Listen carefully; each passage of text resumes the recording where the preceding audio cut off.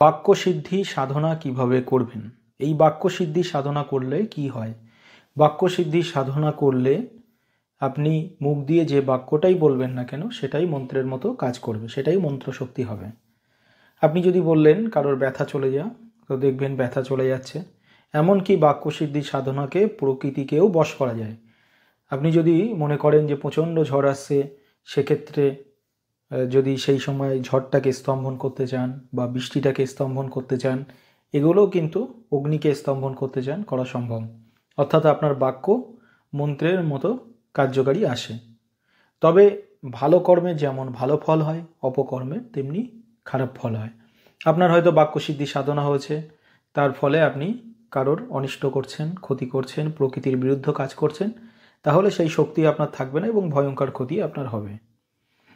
তো এই সাধনা করতে গেলে কি করতে হয়?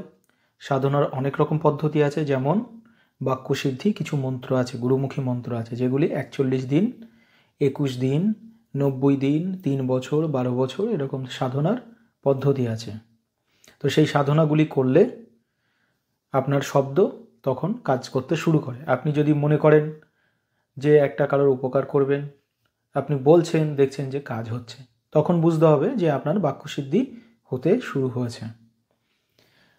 বীজমন্ত্র জপ করে আস্তে আস্তে বাক্যসিদ্ধি আসে। এমনকি দক্ষিণাকালীর মন্ত্র বা দশমহাবিদ্যা মন্ত্র বা যে কোনো সাধনা করলে সাধক যখন ঐশ্বরিক শক্তি লাভ করে, আস্তে আস্তে তার কথায় কিছুটা হলেও কাজ করে।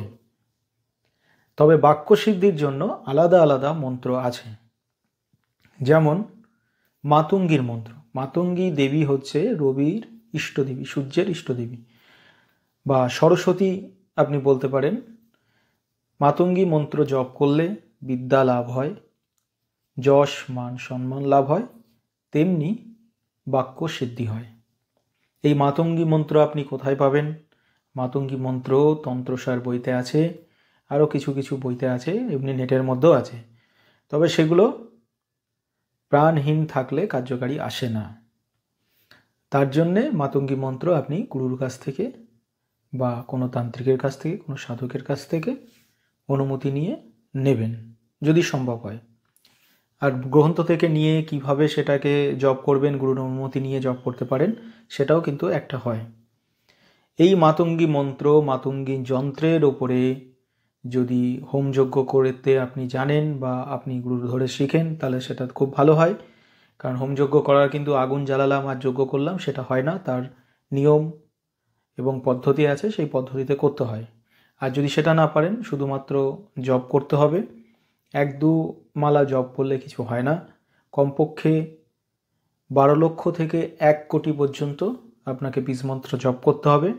মুখের বাক্য সত্যতা রাখতে হবে, অকারণে বেশি কথা বলা যাবে না, কাউকে হুটহাট করে অভিশাপ দেওয়া যাবে না, এগুলোতে শক্তির ক্ষয় হয়। শুধু ভালো চিন্তা করতে হবে, ভালো মানসিকতা রাখতে হবে এবং মুখের সত্যতা বজায় রাখতে হবে। এটা সাধনা করতে হবে। তাহলে ধীরে ধীরে শব্দ কাজ করতে থাকবে।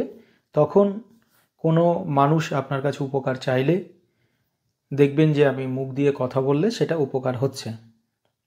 তাহলে এটা বীজমন্ত্র দিয়ে বাক্যসিদ্ধির একটি পদ্ধতি বললাম। এছাড়াও গুরুমুখী যে সমস্ত মন্ত্র আছে, গুরুর কাছ থেকে দীক্ষা নিয়ে তাদের কাছ থেকে শিক্ষা গ্রহণ করে সেই সমস্ত মন্ত্র সাধনা করেও বাক্যসিদ্ধি লাভ করা যায়। তবে বাক্যসিদ্ধি সাধনার একটি অন্যতম সাধনা। এটা করা তার মানে কোনো মন্ত্র না শিখলেও আপনার শব্দে তখন মন্ত্রের মতো কাজ করবে। এটি একটি উত্তম সাধনা। যারা মানুষের উপকার করতে চান বা সাধনায় মানুষের মঙ্গল করতে চান, মন্ত্র শিখতে চান, তারা কিন্তু এই বাক্যসিদ্ধি সাধনাটা অবশ্যই করা প্রয়োজন। এই বিষয়ে কারো কোনো প্রশ্ন থাকলে আপনারা কমেন্টে লিখবেন, সেই বিষয়ে আমি ভিডিও করার চেষ্টা করব। আর ভিডিওটি ভালো লাগলে, উপকৃত মনে করলে একটি লাইক দেবেন, শেয়ার করবেন, চ্যানেলটিকে ফলো এবং সাবস্ক্রাইব করবেন। ধন্যবাদ।